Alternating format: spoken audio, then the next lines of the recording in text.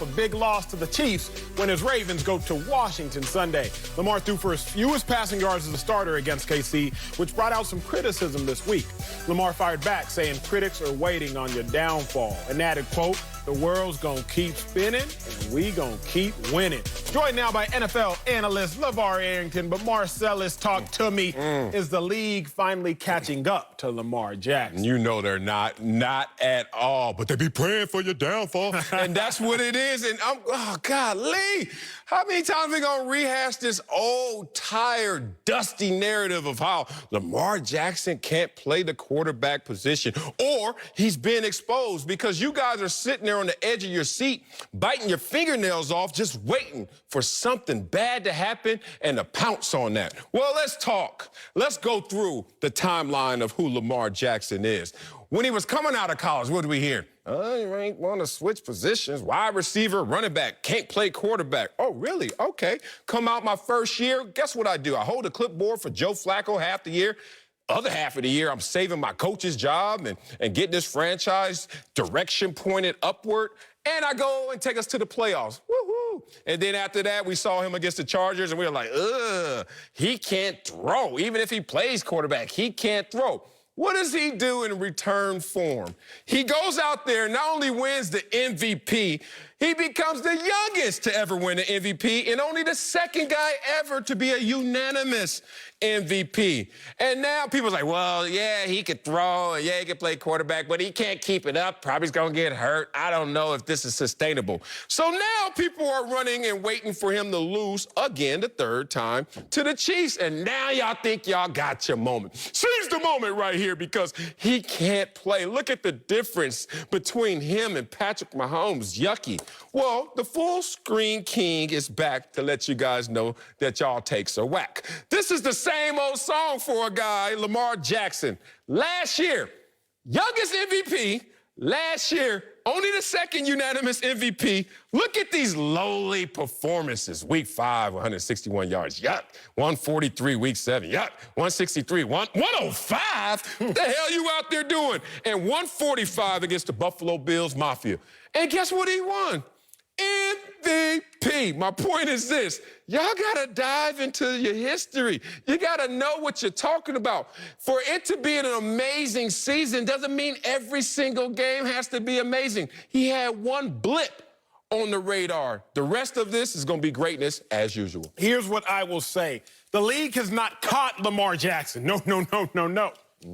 But they're catching up to Lamar Jackson. Marcellus, when I was a kid, I was swimming in my pool back in Dallas, and oh my God, I got stung by a bee, right? And then it kept buzzing around, but my brother told me, hey, chill out, it can't sting you again. See, the issue with Lamar Jackson is that I think you're still here. Question is, does he still have the sting? Full screen king. Let's talk about Lamar Jackson and whether or not he still has the sting. Because, Marcellus, here's what I have to understand. What? His yardage not dissipating at all. On pace for 3,000 passing yards like he was last year. On pace for 1,000 rushing yards like he had last year. But the sting of touchdowns is decreasing and diminishing. He's only on pace for 26 passing touchdowns. Now, he only has 0 right now. Obviously, he'll get some rushing touchdowns. I'm not going to sit here and lie to you. Yeah, come on. But he only has 0, and he had 7 last year. Here is the issue at hand. It's not that Lamar Jackson doesn't still buzz. See, because a bee, even without its sting, is still going to scare you. When Lamar Jackson takes the field, he's still going to scare you. A bee without a sting is still going to put a little bit of fear in your hearts, especially if you're allergic. Lamar Jackson, when he takes the field with those highlights, hurdling people, spin moves, fantastic plays, still going to put fear in the hearts of defensive coordinators. But the fact of the matter is, defensive coordinators don't have to worry as much at this point, at this junction in time, if Lamar has his sting, because that sting is touchdowns. Right now, he's only on pace for 26 compared to 36 last year. Right now, he only has 0 rushing touchdowns, 7 last year. The issue isn't as Lamar Jackson still got that buzz. It isn't have defenses caught Lamar Jackson, but are they catching up to Lamar Jackson? Absolutely. Defenses, it's inevitable that defenses catch up to any offensive scheme or any offensive player.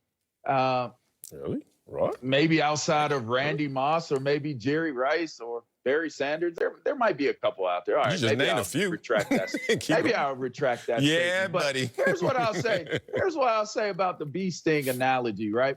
When a bee is buzzing, they're actually more dangerous as a buzzer than a stinger, because once they sting you, they lose their stinger and they die. They don't live, so they ain't going to keep buzzing around you. Saying, I can sting you. Go look it up. Go look it up. That's real. I got a bunch of bees in my backyard. So you a bee expert now? I got a gang of them. He right. Go look it up. So you a biologist? Go look it up. The bee will die. So the bee ain't moving around without a stinger. So you don't have to worry about it. They made up that whole 3-minute line. Get on, LaVar. So the point is that if you're hearing a buzz, then if you're thinking you might get stung, there's a possibility that you can still get stung. Oh! Now, you should have used a wasp. A wasp can repeatedly sting you. They stick you, pull it out, they stick you again, they pull it out Channel again. alert, National Geographic. You know what's even more intimidating than a wasp or a bee? A mosquito. I get more unnerved off of a mosquito than I do a bee. LaVar, you're making my point. You're making my point. No, I'm not. You I'm not are. making No, your point. because my point is this. My point is this. Lamar Jackson right now doesn't have the same sting. You talk about, after they sting you, they die. That's to a degree my point. Cam Newton, 2015. No. Cam Newton, 2015, MVP season. After that MVP season where he accounted for 45 touchdowns, he had 24. You could argue that he figuratively, statistically died. Matt Ryan, MVP season 2016. Year after Cam Newton, he accounted for 38 touchdowns in his MVP season. The year later, he accounted for 20. You could argue that he figuratively died. Yeah. My point is the exact point that you're making is that does Lamar Jackson still have Lamar Jackson still has he's more like a mosquito. I'm going to tell you why. Because if he hits you with that mosquito bite, you're going to swell up in every single place that he hits you, right? So it's more of a comparison to that than it would be getting stung by a bee. I think he still has the ability to move around the NFL in that way, where he is an intimidating factor to these other teams that are out there. By no means has he been caught up to where he is going to be contained to the point where he's a non-factor in a game. If you're taking the Chiefs game and you're using that as your reason to try to disqualify or diminish him, you have to disqualify and diminish every team that the Chiefs pretty much are going to play this year, because the way it's set up, the way Patrick Mahomes and this offense is running, you have got so much pressure on you as an offense, as a team, because you know the minute you put that offense back on the team, there's a possibility that the score is going to get a little bit bigger. So I don't equate him not having that buzz or having that ability to continue to bite when he gets onto your skin based off of what happened in this Kansas City game. Yeah, it's amazing. My man up here, I'm going to start trending on you a hashtag exaggeration situation. Who we talking about? You. Who we talking about? Exaggeration talking about me. situation. That's what you are guilty of right now. Exaggerating once again. Talk about rushing touchdowns. All through 3 weeks, he has 0 rushing touchdowns. When last year, through 3 weeks, he only had 1. What the hell are you talking about, big dog? So here's the thing. Acho, man. Why you mad, Acho? The only thing he said good this segment is he had a pool growing up. Congrats, generational wealth. I love that. Here's the thing. Nice. We are going to talk about what we saw against the Chiefs. A game where, once again, Lamar Jackson had under 75 quarterback rating. He's had 7 of those.